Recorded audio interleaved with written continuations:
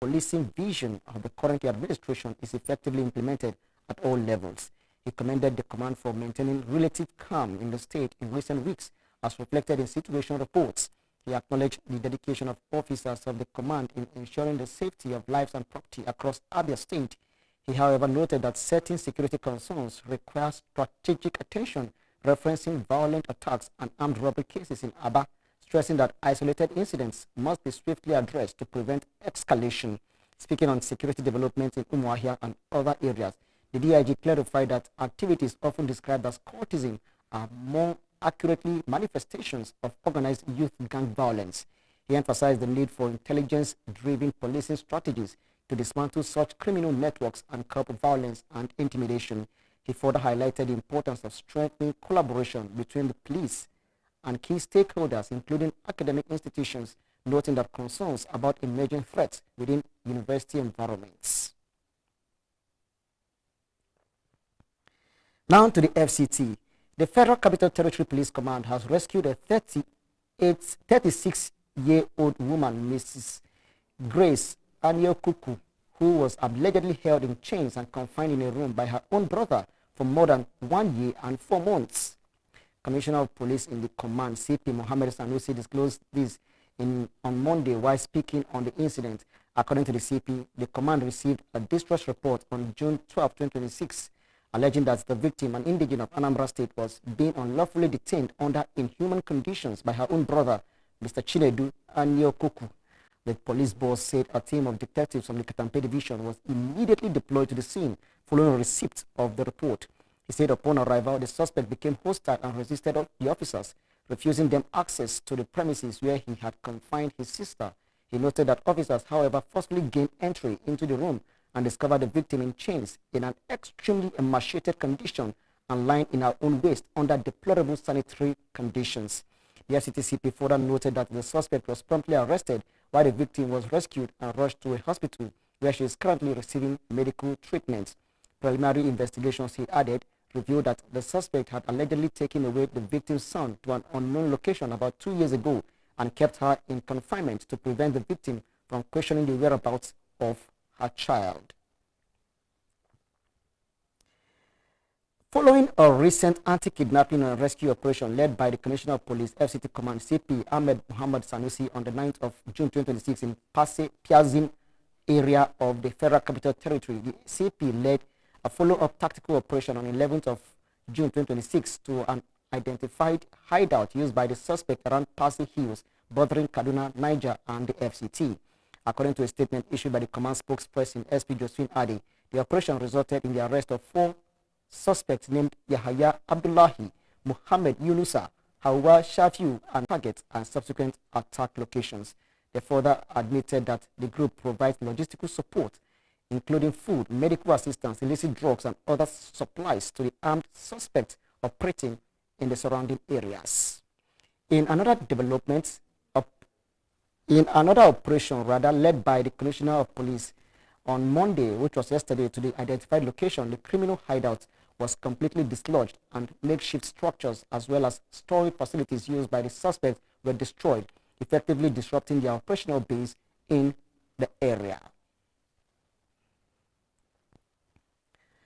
Troops of the Nigerian Army have rescued Mrs. Amina Abubakar, the wife of the late Major General Rabi Abubakar, who was abducted by bandits shortly before the retired senior military officer died in captivity. According to a statement issued by the Director of Defense Information, Major General Sumaila Uba, the rescue followed intensified search and rescue operations by troops of Operation Fasaniyama. He said sustained offensive actions and increased pressure on the criminal elements led troops to Tunga village, where they made contact with the bandits and successfully rescued Mrs. Abubakar. Major General Uba stated that during the encounter, the bandits shot Mrs. Abubakar before abandoning her and fleeing in the face of the advancing troops. According to the statement, Mrs. Abubakar was immediately evacuated to a military hospital where she is receiving treatment and responding positively. It added that the leadership of the Armed Forces of Nigeria remains committed to ensuring her full recovery and is providing all necessary support to her family during this difficult period. The military also reaffirmed its determination to track down and neutralize those responsible while intensifying ongoing operations to rid affected communities of terrorists, not only in Katsina State, but across the country. Now, when Aso Briefing returns, we have more stories for you. Don't go away. We'll be right back.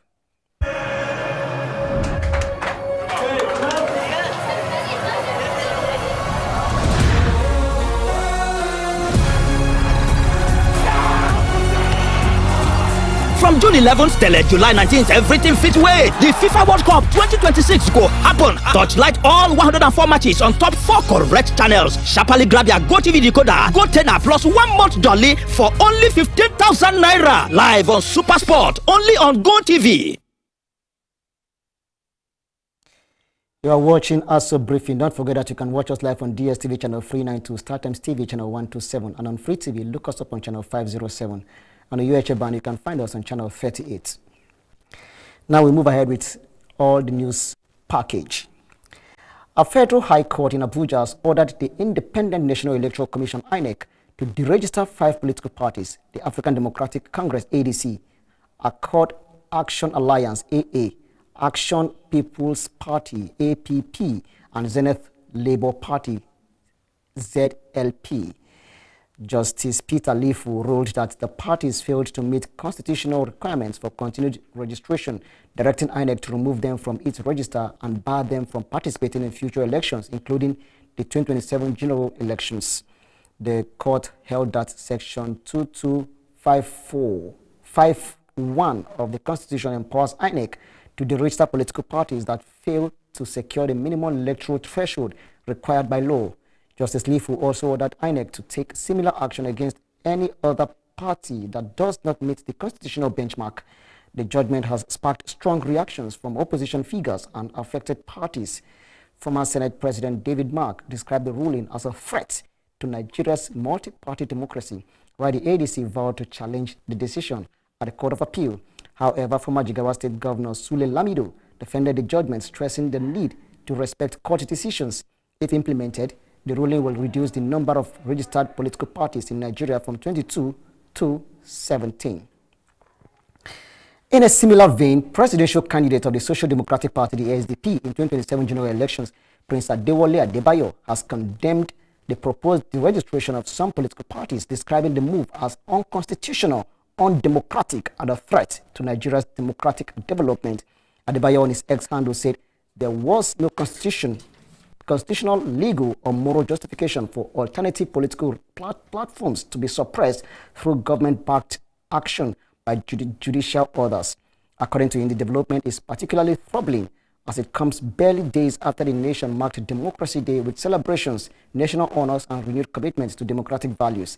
The SDP said presidential candidate noted that although his party is not among those reportedly affected, remaining silent in the face of what he described as injustice would amount to abandoning democratic principles. He called on Nigerians and all defenders of democracy to stand in solidarity with affected parties, including the African Democratic Congress, Action Alliance, Action People's Party, Accord Party, and Zenith Labour Party. As part of government's efforts to modernize the nation's transport system, the Nigerian Institute of Transport Technology has signed a concession agreement with the Asia Arab Investment Nigeria Limited for the Smart National Transport Data Bank project.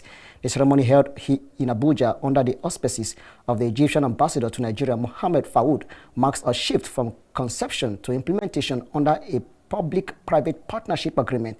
Daniel Obi tells us more.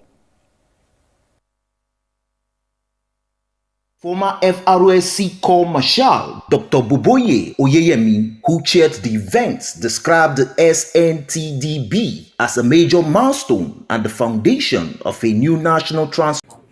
It is the foundation for a new national transport intelligence architecture. It is the beginning of a transport ecosystem, powered not by assumptions, fragmentation, and updated reporting system, but by real-time, multimodal, integrated transport data.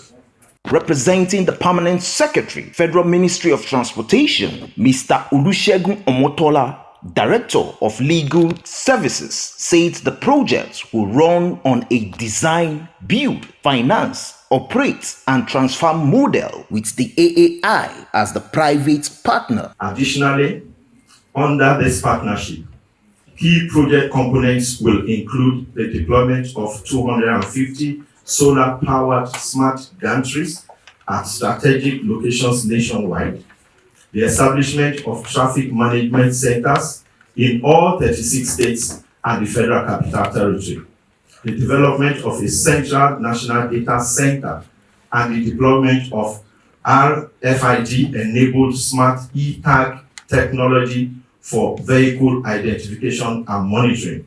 NITT Director General Dr. Bayeru Sali Farah revealed that the project will force pilots in Kaduna, Lagos, Nasarawa, Borno, Enugu, Edo, and the FCT before nationwide deployment.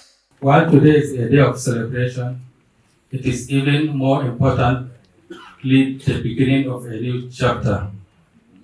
With the signing of this concession agreement, the project now transitions from transaction phase to implementation phase. The immediate next steps include the activation of the project governance structure, fulfillment of constitutional conditions precedent, project mobilization, detailed system design, stakeholder integration, pilot deployment, and ultimately nationwide rollout. The event culminated with the ceremonial signing formalities by representatives of both bodies. Daniel Obi, Aso Television News. And that's the much we can take on Aso Briefing for today. But that is because we are linking up to a live broadcast. We'll be back by 3 for a comprehensive bulletin. Don't go away. We'll be right back.